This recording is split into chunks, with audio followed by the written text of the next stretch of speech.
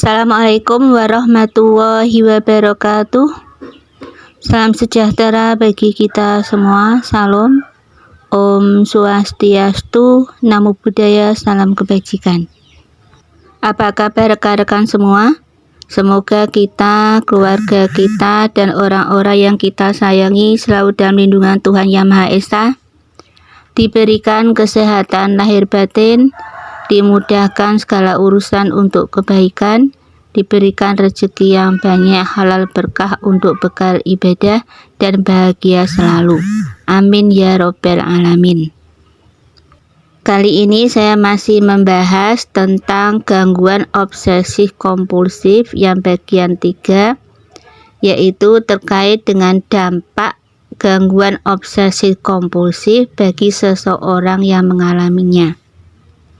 Untuk pengertian gangguan obsesif kompulsif, gejala-gejala orang yang mengalami gangguan obsesif kompulsif, dan faktor penyebabnya sudah pernah saya bahas. Nanti kalian bisa cek di video saya yang lalu bagi yang ingin mengetahuinya. Oke, kita mulai pembahasan. Dampak bagi seseorang yang mengalami gangguan obsesif kompulsif atau biasa dikenal dengan OCD, yaitu Obsessive Compulsive Disorder. Gangguan obsesi kompulsif dapat memiliki dampak pada kehidupan seseorang yang mengalaminya. Beberapa dampak umum yang dapat terjadi pada seseorang yang mengalami gangguan obsesi kompulsif antara lain: pertama, gangguan dalam kehidupan sehari-hari. Obsessive compulsive disorder dapat mengganggu fungsi sehari-hari individu, termasuk pada pekerjaan, pendidikan, hubungan interpersonal, dan aktivitas sosial. Kompulsi yang memakan waktu dan obsesi yang mempengaruhi pemikiran dapat menghambat kemampuan individu untuk menyelesaikan tugas-tugas penting, menghambat dalam konsentrasi, dan dapat menghambat berpartisipasi dalam aktivitas sosial. Yang kedua, gangguan emosional. Obsessive compulsive disorder dapat menyebabkan distres emosional yang signifikan. Individu dengan obsessive compulsive disorder sering mengalami kecemasan yang intens dan berkepanjangan terkait obsesi mereka. Rasa bersalah, malu, dan frustasi juga sering terjadi. Gejala gangguan obsesi kompulsif yang kronis dapat menyebabkan perasaan putus asa dan depresi. Dampak seseorang yang mengalami gangguan obsesi kompulsif yang ketiga, yaitu perubahan dalam hubungan interpersonal. Obsesi kompulsif disorder dapat mempengaruhi hubungan individu dengan keluarga, teman, dan pasangan. Kompulsi yang terus-menerus dapat mengganggu kualitas waktu yang dihabiskan bersama orang terdekat, dan obsesi yang mempengaruhi pikiran individu dapat menyebabkan ketegangan dan konflik dalam hubungan.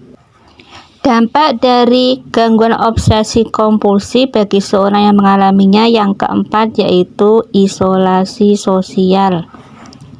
Bahwa seseorang yang mengalami gangguan obsesi kompulsif dapat mempengaruhi dalam aktivitas sosial. Individu dengan gangguan ini mungkin cenderung mengisolasi diri mereka dari teman, keluarga, dan aktivitas sosial. Rasa malu atau ketakutan diejek karena perilaku kompulsi juga dapat menyebabkan individu menghindari situasi sosial. Yang kelima, masalah kesehatan fisik. Beberapa individu dengan obsessive compulsive disorder mengalami dampak fisik dari kompulsi yang dilakukan secara berulang. Misalnya, Pengulangan gerakan atau pemeriksaan yang terus-menerus dapat menyebabkan kelelahan fisik, ketegangan otot, atau cedera fisik. Dampak seseorang mengalami gangguan obsesi kompulsif yang keenam yaitu mengalami gangguan tidur. Kecemasan dan obsesi yang berkepanjangan dapat mengganggu tidur seseorang. Gangguan tidur yang kronis dapat mempengaruhi kualitas hidup, konsentrasi, dan tingkat energi sehari-hari. Namun penting untuk diingat bahwa dampak obsesi kompulsif disorder dapat bervariasi antara individu yang satu dengan yang lain, dan setiap orang dapat mengalami dampak yang berbeda. Maka penting untuk mencari bantuan profesional jika Anda atau seseorang yang Anda kenal mengalami gangguan obsesi kompulsif yang mengganggu kehidupan sehari-hari. Dengan penanganan yang tepat, banyak orang dapat mengelola gejala obsesi kompulsif disorder dan meningkatkan kualitas hidup mereka. Cukup di sini dulu pembahasan dari saya tentang dampak seseorang yang mengalami gangguan obsesi kompulsif. Insya Allah nanti pembahasan berikutnya saya akan membahas tentang bagaimana cara menangani atau terapi bagi orang yang mengalami gangguan obsesi kompulsif. Terima kasih bagi rekan-rekan yang sudah meluangkan waktu untuk membuka channel ini, yang selalu mendukung channel ini, yang sudah tekan tombol like, subscribe, dan aktifkan tanda lonceng. Semoga channel ini semakin berkembang dan memberi manfaat bagi semua. Amin ya robbal alamin. Tetap semangat dalam situasi dan kondisi apapun. Semangat. Sampai jumpa pada video-video saya selanjutnya. Sampai jumpa.